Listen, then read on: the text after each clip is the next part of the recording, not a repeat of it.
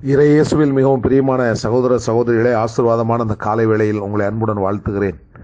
இந்த நாள் இனிய நாளாக அமைய புனித லூக்கா எழுதிய நற்செய்தி அதிகாரம் 1 இறை வசனங்கள் 67 முதல் 79 வரை உள்ள இறை வார்த்தைகளை இன்று நாம் தியானிக்கிறோம்.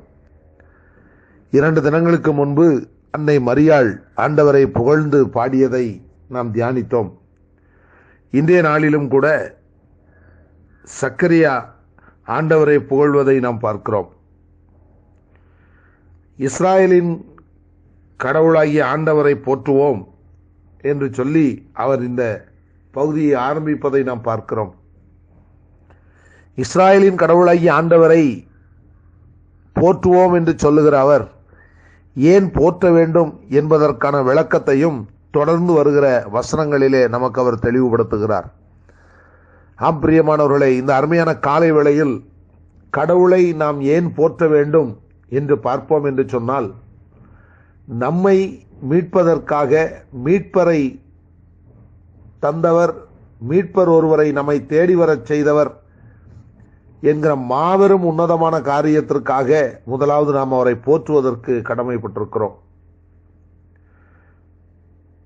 ஒருவேளை இந்த மீட்பர் அனுப்பப்படவில்லை என்று சொன்னால் நம்முடைய நிலை என்னவாக இருந்திருக்கும், எப்படியாக இருந்திருக்கும் என்பதை இந்த காலை வேளையில் ஆழமாய் சிந்தித்து பார்க்க நாம் அழைக்கப்படுகிறோம். இந்த மீட்பர் நம்மை மீட்பதற்காக, பாவ இருளிலிருந்து நம்மை மீட்பதற்காக நம்மீது இவ்வளவு அக்கறை கொண்ட அந்த விண்ணக தந்தை நமக்காக அக்காரியத்தை அவர் செய்திருக்கிறார் என்பதை நினைத்து பார்த்து அவரை போற்ற வேண்டும், அவரை புகழ வேண்டும், அவரை வாழ்த்த வேண்டும், அவரை வணங்க வேண்டும் என்பதில் எந்த விதமான ஐயப்பாடும் இல்லை. அடுத்தபடியாக நாம் பார்க்கிற பொழுது, இந்த மண்ணுலகில் வாழ்ந்து கொண்டிருக்கிற நாம் வாழ்வதற்காக நமக்கு அவர் படைத்து வைத்திருக்கிற காரியங்களை பார்க்கிற பொழுது எவ்வளவு விந்தையாகவும் வியப்பாகவும் இருக்கிறது என்பதை நாம் உணர்ந்து அந்த கடவுளை போற்றி புகழ கடமைப்பட்டிருக்கிறோம்.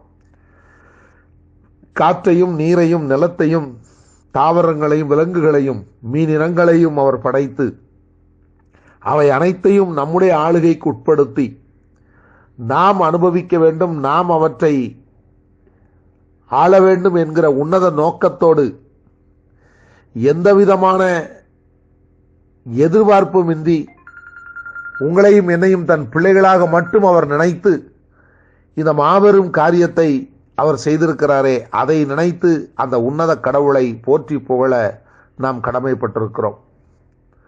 எனக்கருமையானவர்களே, இந்த உலகத்தில் வாழும் பொழுது அவருக்கு பிரியமான விதத்தில் வாழ்ந்து கடைசியில் நாம் அவரை சென்று சேர வேண்டும், அவரோடு போய் வாழ வேண்டும் என்கிற நோக்கத்திற்காக மீண்டும் அவருடைய மகனை அனுப்பி நம்மை அவரோடு அழைத்து செல்வதற்கு திட்டமிட்டு கொண்டிருக்கிறாரே, அந்த உன்னத தந்தையை நினைத்து நாம் அவரை எந்நாளும் போற்றி புகழ கடமைப்பட்டிருக்கிறோம். பிரியமானவர்களே, ஆண்டவர் நமக்கு செய்திருக்கிற வியத்தகு விந்தையான காரியங்களை நினைத்து போற்றி புகழ கடமைப்பட்டிருக்கிற நாம் அச்செயலை எந்த அளவிற்கு உண்மையாகவும் உத்தமமாகவும் தொடர்ந்தும் செய்து கொண்டிருக்கிறோம் என்பதை இந்த காலை வேளையில் சற்றே சிந்தித்து பார்ப்போம். கடவுளை நமக்காக பயன்படுத்துவதை சற்றே நிறுத்திவிட்டு கடவுளுக்காக நாம் பயன்பட்டு அவ்விதத்தில் அவரை புகழ நாம் இந்த காலை வேளையில் அழைக்கப்படுகிறோம். அதற்காக நாம் தேவையான பலத்தை, தேவையான ஆற்றலை அந்த தந்தையிடமே நாம் கேட்போம் என்று சொன்னால் அதையும் அவரே நமக்கு தருவார் என்பதில் எந்த விதமான சந்தேகமும் இல்லை. அவருக்கான பணி செய்து அவரை புகழ்வதற்கு தேவையான ஆற்றலை அவரிடத்தில் கேட்போம், அதற்கான வழிமுறைகளை அவரிடத்தில் கேட்போம், அதற்கான வாழ்க்கைதனை அவரிடத்தில் கேட்போம். அவரும் அதை நமக்கு தந்து நம்மை தொடர்ந்து வழி நடத்துவாராக. இந்த இனிய சிந்தனையுடன் இந்த நாள் இனிய நாளாக அமைய உங்களை அன்புடன் வாழ்த்துகிறேன்.